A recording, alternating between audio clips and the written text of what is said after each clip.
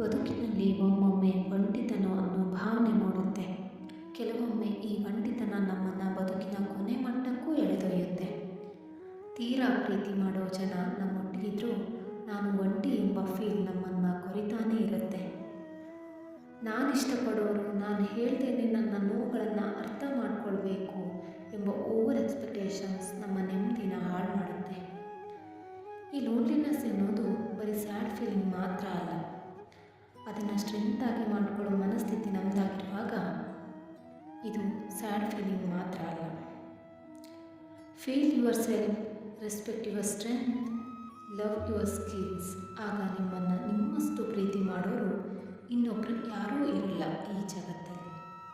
Hey one thing guys, don't expect from anyone, ಆಗ life is beautiful. ನಿನಗಾಗಿ ನೀನಿರುವಾಗ ಪರರ ಹಂಗೇಕೆ, ನಿನ್ನೊಡಲ ಕನಸುಗಳು ನಿನಗಾಗಿ ಕನಸಿರುವಾಗ ಅನಗತ್ಯ ಯೋಚನೆಗಳ